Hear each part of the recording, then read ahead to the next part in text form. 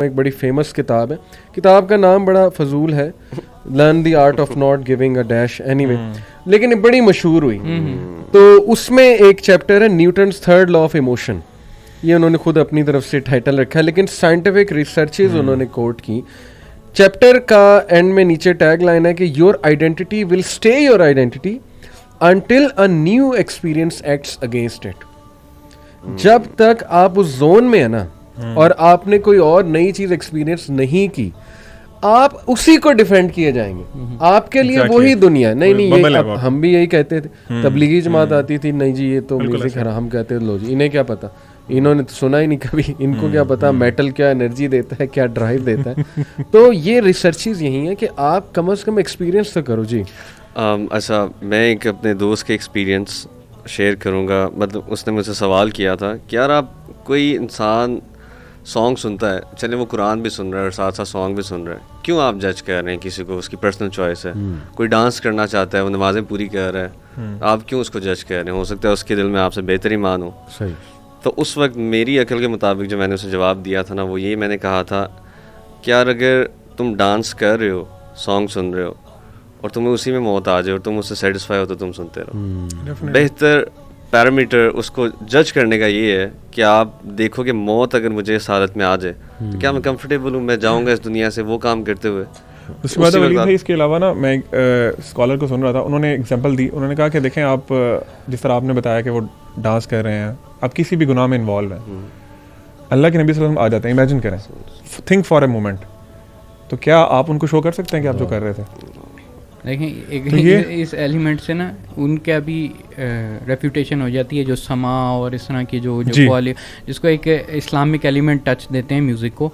मैं इसकी बहस में नहीं जाना चाहता, लेकिन आप खुद देख लो कि मैंने एक दफ़ा कहा, मैंने कहा अगर वो जो मतलब यानी हजरा में वो मतलब यानी इस तरह ज़रबें लगा रहे होते हैं, मैंने कहा अगर तुम लोगों को हज़रत उमर देख लेना, उन्होंने सोटी पकड़ लेनी है, उन्होंने डंडा पकड़ लेना है और आप लोगों की हरकतें देख के कहना कि ये तुम लोगों ने दीन के साथ किया, ठीक है ना? क्या सहाबा ये करते थे बैठ के? Hamas criteria is very simple. जिसने मेरा बबल तोड़ा था, वो एक कोट है ना कि if you want to see a tree look at the fruits it's producing। Yes, exactly।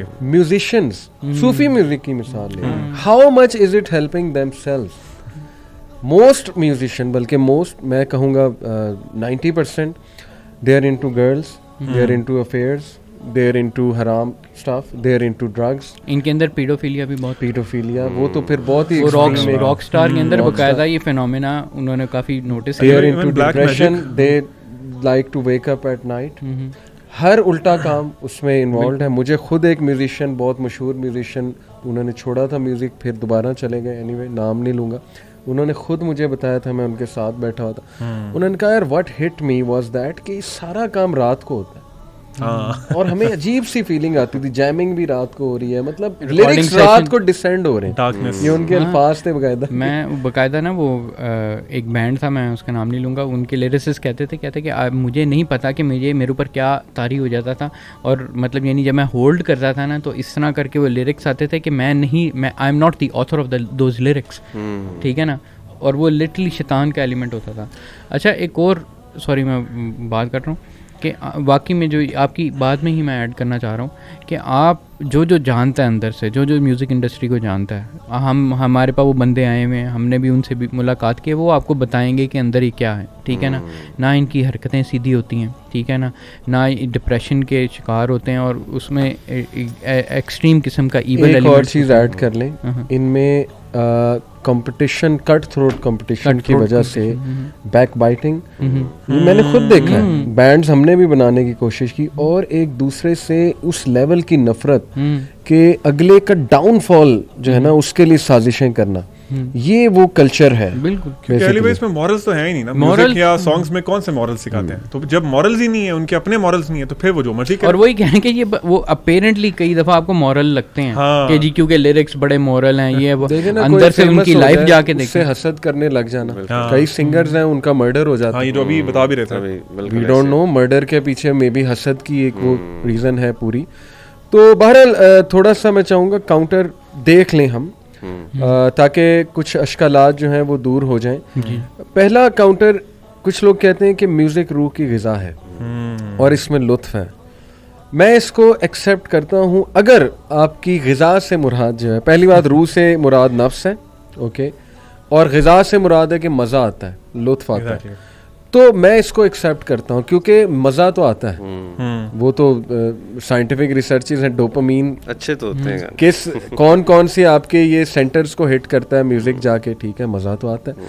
Point is कि क्या मज़ा वो आपके फ़ायदेमंद है, आपके फ़ायदे में है कि नहीं है, क्योंकि हमारी मज़े की डेफिनेशन है कंटेंटमेंट, बंदे का कोई बेहतरी आ रही है उसमें, बंदे को पर्पस मिल रहा है, कोई मीनिंग मिल रहा है, तो यस डोपामीन तो रिलीज़ होता है इससे, उसमें कोई डाउट नहीं है, और आपके एड्रेनलिन रश आता है आपको कुछ चीज़ें सुन के। लेकिन इफ़ यू विल नोटिस, मैं एक ग्राफ बना के एक्चुअली अपनी क्लासेस में दिखाता था कि जब when you are listening to music तो ये आपका डोप रश है या एड्रेनलिन रश है, द मोमेंट इट्स क्लोज्ड वो यूं ठप आएगा और वो नेगेटिव एक्सिस में चला जाएगा। उसके बाद उसको दोबारा ऊपर लाना है, दोबारा ऊपर लाने के लिए फिर वो उससे भी अगली बीट चाहिए। आपने एक पिक्चर भी शेयर की थी ग्लासेस की जिसमें आपने डोपामीन का जिक्र किया था। तो आप अपने डोप सेंटर्स को इतना बढ़ा रहे हैं, तो जब वो खाली होगा वो तो इतना ऐसी एम्प्टीनेस आएगी।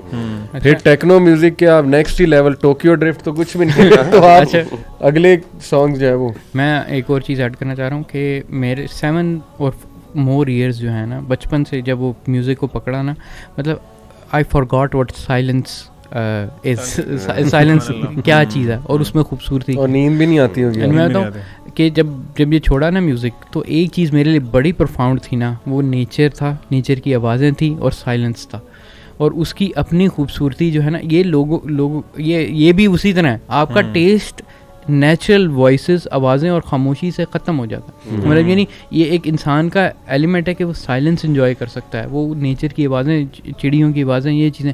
म्यूज़िक वाले जो हुक्ड अप होते हैं ना, उनको ये चीज़ें दूर से उनका ताल्लुक़ ख़त्म हो जाता है।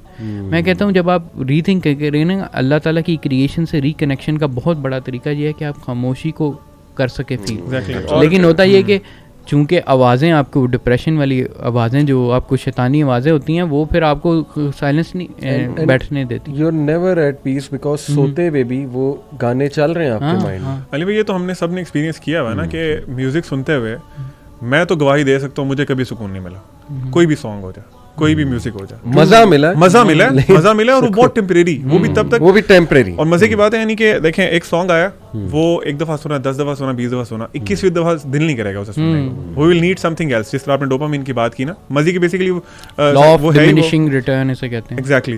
तो उसमें मजीद आगे बढ़ने की वो रहती है। उस मजे का लाइफ साइकिल देख लें आप, कितना है, साइंटिफिक रिसर्चेस मौजूद है, फिर आपको दोबारा वो डोज चाहिए, जस्ट लाइक अ ड्रग।